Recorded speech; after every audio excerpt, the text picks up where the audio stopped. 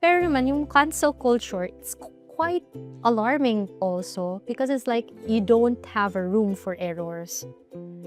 It's a perfectionist mindset. When people commit mistakes, and when people acknowledge that with grace, that yes, I do commit mistakes and I'm allowed to change, I'm allowed to improve for the better, that I have a choice in undoing all these things.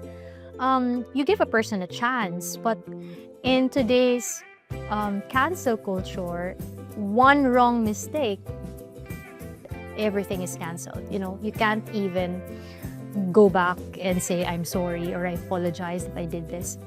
And because of that kind of mindset, they also apply the same standards to themselves.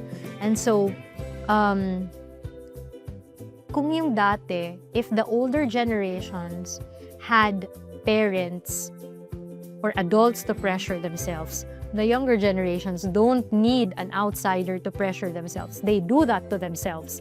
They pressure themselves too much. So even if there are no standards, or they have this imaginary yardstick, and I don't know how it measures up to other people's, yardstick of success or beauty or other kinds of performance indicators, they seem to be too pressured that nothing seems to be enough.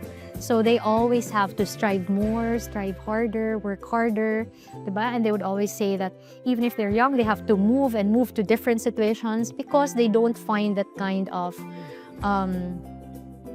satisfaction, maybe. They don't feel that they're enough. They don't feel that they're worthy. So that is the common thing that I hear from young adults nowadays, that there's always a need to be better. So they'll have to be questioning themselves. Am I worthy? Am I not okay? So it's really the mindset and the inability to accept failure. Maybe it's from social media. Maybe it's from what they see. Maybe because there are several competing stimuli online and they always see it, and they seem to internalize these ideals and they apply it to themselves. So even if nobody is actually telling them that you have to dress up like this, you have to talk like this, you have to walk like this, they have already internalized these standards, and so they apply it subconsciously. If the generations of the past, if previous generations seem to persevere in extremely uncomfortable, distressing situations, the present generation, on the other hand, seems to also have too much pressure on themselves. That we really need to find the healthy balance. How can we persevere? Because perseverance and grit is also very important.